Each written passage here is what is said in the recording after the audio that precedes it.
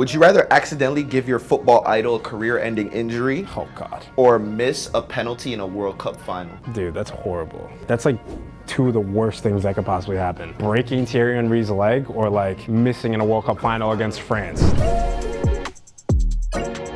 This is Rahimovic here from Studs Up with Goal USA. I'm here with Tyler Adams. How you doing today, brother? Good, sir. Thanks for having me. What's the wildest way Europeans banter with Americans over in Europe?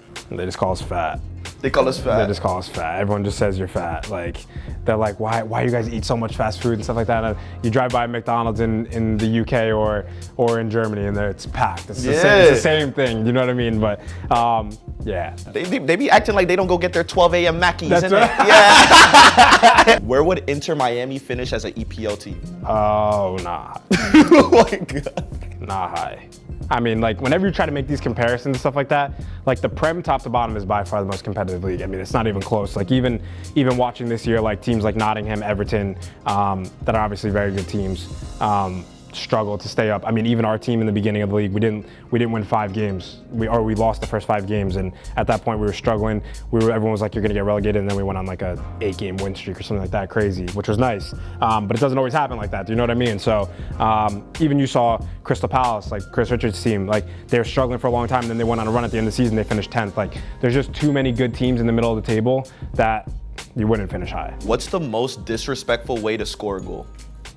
Oh, probably dribbling the keeper, and you know the guys that do the no look into the goal. Yeah. I mean, like, you don't no need to do that. Then obviously whenever you score against your ex club and you celebrate, like that's always a little sticky situation. That is you know very sticky for sure. But yeah, probably the no look into the goal. So let me ask you something. If you ever scored against Leipzig or scored against Leeds, would you celebrate? Against Leipzig, yes. Leeds, no. I get massacred by the fans. Yeah, your social media. Just completely different fan bases. Bro, you know your comments would be off. Bro, it'd be off, man. Off. What's one thing that MLS could learn from the Premier League? It's interesting, because I think like you can learn a lot vice versa. And I don't know if it's like strategic or not, but I think the fan bases are already built up and so good that every stadium is packed every week. But they don't show a lot of the games on TV for the main reason that it gets people to go to the games. And you know, when I look at MLS, like not a lot of the stadiums are obviously packed. So it's just kind of finding a way to get fans to go to the games, because you want to create those atmospheres and those fan bases. That's what the EPL is known for. Like, the fan bases are they're brutal. Like, they go to every game and it's like a religion. But yeah, the fan bases are a tough crowd to please. This is actually a great question for you. How do you feel about relegation being in MLS? I mean, I think eventually it has to be in MLS. I mean, it creates the pressure that players and clubs and fans need to feel. Like, that anxiousness, that energy. Like, I obviously got relegated last year and it's not a good feeling at all. Yeah, bro. You know what I mean? But that check got cut, man. That salary, well, no, yeah. Not mine, because I left. Oh, yeah. But, you know, I think it's just super important that, like, especially for young players, like developmental wise, like, you want to be in situations where you feel stress and pressure to be able to see if you can withstand the pressure. And like in MLS, there's no pressure. I think that's a good thing for now, maybe, because you can develop a lot of good young players, and we need that in our country. But at the same time, there's no pressure. Now, when I look back at it, when I was playing in MLS, I was like, I put pressure on myself because I wanted to play well and I wanted to win things, and I was in a team that could do that. But like, there was really no pressure. Like, now that I think about it, like, we won Supporter Shield, but there was no pressure in winning, being the best team in the league. You know what I mean? Like, it's just like there's nothing to win. So, yeah, I don't know. It goes both ways. You think MLS would start a second division league and have teams signed for that, or do you think USL would be combined with MLS? I mean, I think realistically it should just be USL, and probably MLS takes it over, right? And then they're able to just kind of funnel players through there. And when I was in, obviously, MLS and I played for Red Bull 2, we were in the USL.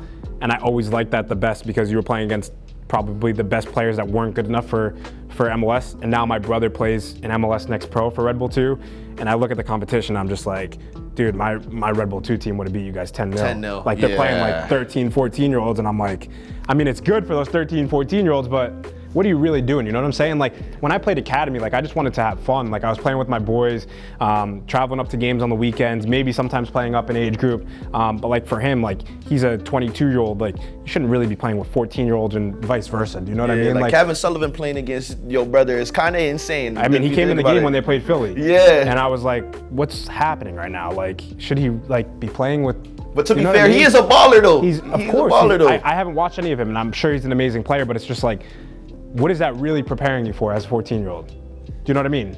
Because if you're going to Man City, what are you doing? You're going to get put with the U14s. Do you know what I'm saying? Yeah. Or U17s or U18s. Like, you're not playing for the first team. So it's like, what are you preparing I feel for? like it is. I feel like it's definitely a difference in the way the development structures are. 100%. Obviously, they're gonna push their best talent that's going to Man City as fast as possible because they want to get them on the MLS. And you need transfer. You need compensation as well for getting rid of your players. But it was like, for me, like, I think I made my debut in Red Bull 2 when I was 15, and then next season I played first team. Do you know what I'm saying? So it was like a preparation step actually to play first team. But like, if you're not gonna play first team right now, like, do you know what I mean? Like, I think they said that he might be playing first team. Yeah? Yeah. I mean, I don't know. Philly got a good team. Yeah, so Philly do.